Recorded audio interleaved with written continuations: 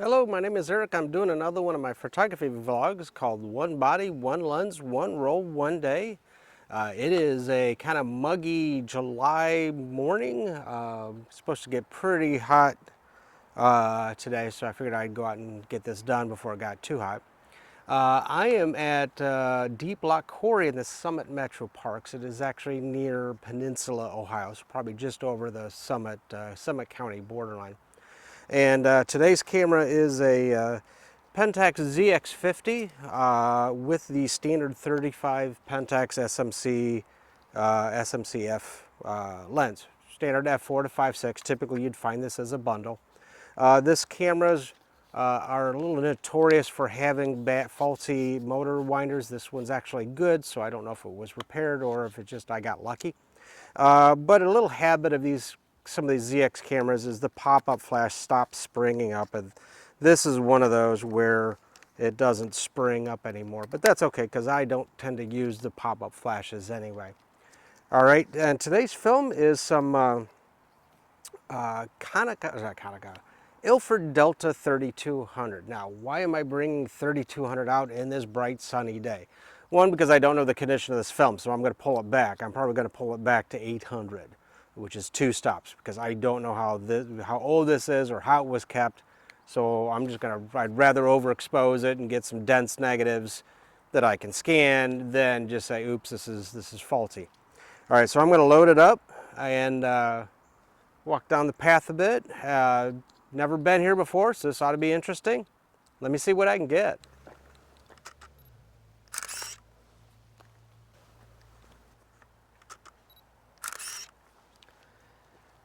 All right, so this is an SMC-F lens.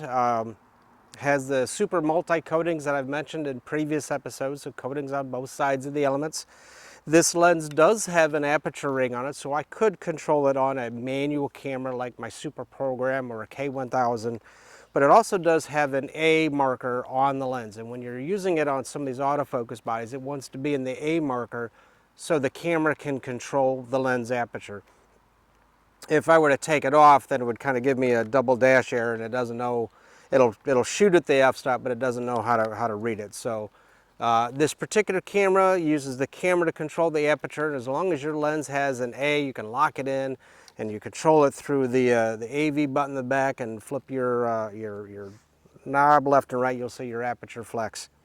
This camera does have several picture modes, and does an aperture priority AV value, a shutter priority, which they call TV value for time value, but that's also known as shutter priority, and full manual. Now the picture modes, you get your green snapshot mode. Basically, I'm going to act like any other point and shoot camera. I'm going to let the camera do all the work for me. But then it also does have a portrait, a landscape, a macro, and an action. And each one of those, it tries to do certain things. Portrait tries to stay with a shallow depth of field, so you get the softer background. The landscape does the exact opposite, goes to a deeper background, so you see foreground and background. And then macro, and then action tries to keep your shutter speed relatively fast to freeze the action. Well, not much action going on. This is a bike trail, and there is a warning that it kind of goes downhill and says, hey, bikers, slow down, because it's kind of a steep drop. I'm going to head over that way, and let's see what we can get.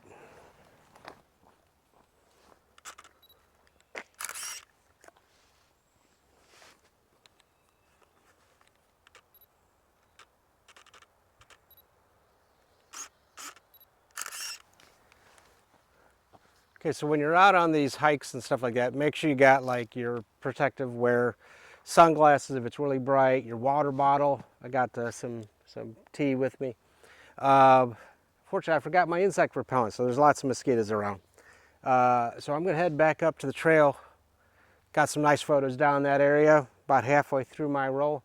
So we're going to start working our way back, and then go from there. Be right back. So again, I'm using some Ilford Delta 3200, and I'm pulling it back 2 stops because I don't know the condition of this film. And at ISO 800, it's actually helping out a little bit, because in the canopy here, with some 100-speed film, I'd be like a 1/6 of a second or a 1/4 of a second, and I'd have to have a monopod, a tripod to help me out. I don't have one with me today. Or actually, I think I do, but it's in the car. So with 3200 pulled back 2 stops, now I'm shooting this thing at 800. Now I'm getting some okay exposures, about a 30th, 60th of a second. However, because the weather and everything else like that, boy, the bugs are out, the mosquitoes are out, and I didn't bring any off or anything like that. So went a little bit down the path, coming back up towards the parking lot, almost done with the roll of film. Let me finish it up. Be right back. Well, the cool thing is I hear a train over that direction, but I am nowhere in position to shoot it. So sometimes it's a matter of a right spot, right time. I can kind of see the top of it. So it is what it is. Sometimes you miss these things. Today's lens, the 3580, considering that the normal human eye sees at about 50 millimeter on your focal length, kind of give or take a little bit off of that. So I can go a little wider than what one human eye normally sees. About the same as 2 at 35, and a little bit longer to 80, but it's only like a couple steps backwards and forwards from the standard 50 millimeter. This was kind of designed to be the inexpensive kit. You know, if I remember correctly, they were maybe 350 bucks with the one lens, or you get like a 2 lens combo for like 500, where you get like a 80 to 200 or 70 to 210, something like that. So very simple, very basic autofocus film camera. All right, let me get some more shots. Actually kind of some cool clouds up there. Be right back. I think a breeze is picking up a little bit, knocking some stuff off the trees. Thought it was raining there for a second. Most zoom lenses, you know, decently sharp. The primes are a little bit better, but you know, they are very decently sharp. Now, every lens has a sweet spot, and a sweet spot for a zoom lens is not the bottom 10%, not the top 10%, but that middle 80% of your zoom, especially when it's kind of dead center, is really a good sweet spot for sharpness on lenses. Gotta love the mosquitoes. Maybe you don't. So when you're shooting these things, you wonder why some of your lenses maybe aren't quite as sharp because you're all the way out at the extremes. Pull back just a little bit. Like if you've got a 70 to 210, pull it back to about 190, 180, and watch that sharpness. Just kind of take it up a notch. The other thing is, and I might have mentioned this in a previous episode, most lenses apertures are also balanced somewhere in the middle. So if you go, this is an f4 5.6 lens, f4 or 5.6, depending upon where I'm at in the zoom, may not be quite as crispy as if I shot it at like f8 or f11. And then you kind of start losing the benefit of depth of field versus sharpness and everything else when you start creeping to that 16 and 22. So, you know, ideal sharpness, 2 stops from wide open. So this would hit that f8, f11, maybe f13 marker.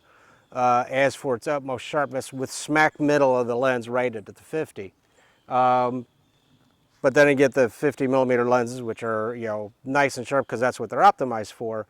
But at the 51/8, maybe you need to be at 3.5 for, you know, 3.5, 4.5, 5.6 in range for that really crispy sharpness to kick in.